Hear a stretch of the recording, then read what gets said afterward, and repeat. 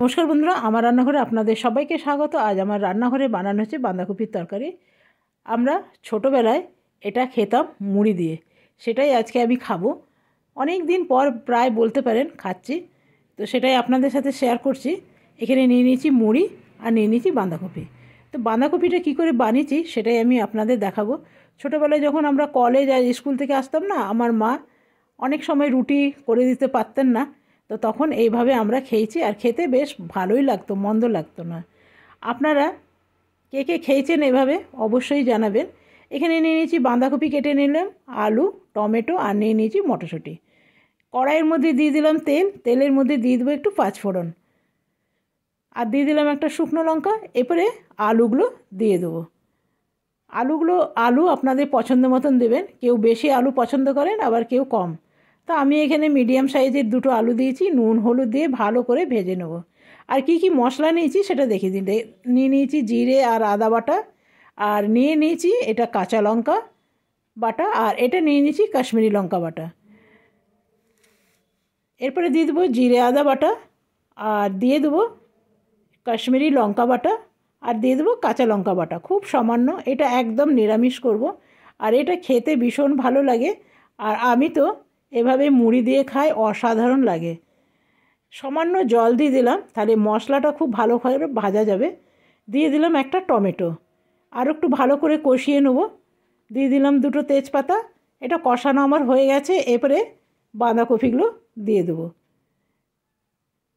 এটা দিয়ে মশলাটা দিয়ে বাঁধাকপিটা দিয়ে আরেকটু নাড়াচাড়া করে নিলাম, তাহলে মশলাটা খুব ভালোভাবে লেগে যাবে। না তো নিচে যদি পড়ে যায় না, অনেক সময় পুড়ে যাবার সম্ভাবনা থাকে।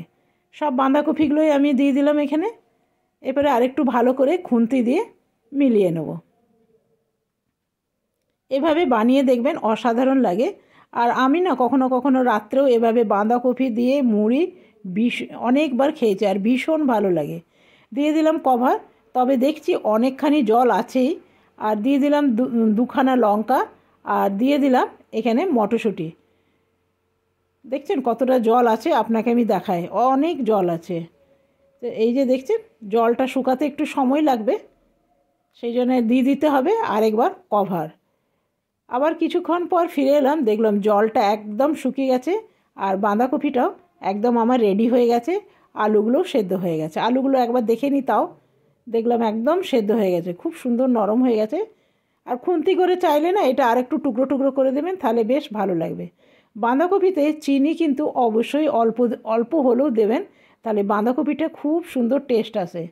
আর যেটা দিতে হবে সেটা হলো আটা দিলে একটু ল্যাটে ভাব হবে, আর খেতেও ভীষণ ভালো হয়। এটা প্রায় 1 চামচের মতন আছে। হাতে করে দিলাম, যেহেতু খুব সুন্দরভাবে চারিদিকে ছড়িয়ে দেওয়া যায়। আর বাঁধাকপিটা দেখছেন একদম রেডি হয়ে গেছে। এটা রুটি ভাত, কিন্তু আজকে আমি খাবো মুড়ির সাথে, ভীষণ ভালো লাগে। এরপরে নিয়ে নেব একটা থালার মধ্যে এখানে রেখে নেব।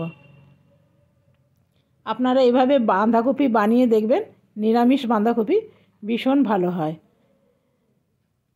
এরপরে নিয়ে নেব বাটির মধ্যে আমি মুড়ি।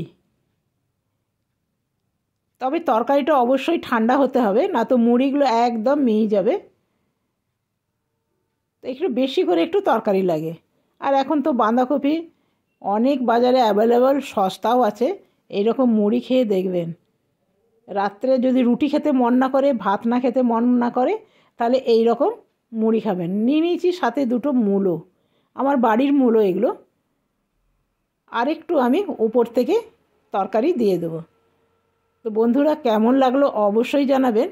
যদি ভালো লাগে আপনারা একবার হলেও এটা ট্রাই করতে পারবেন। একবার যদি আপনি খান তো মনে হবে বারবার এটাই খায়, এতটাই ভালো লাগে।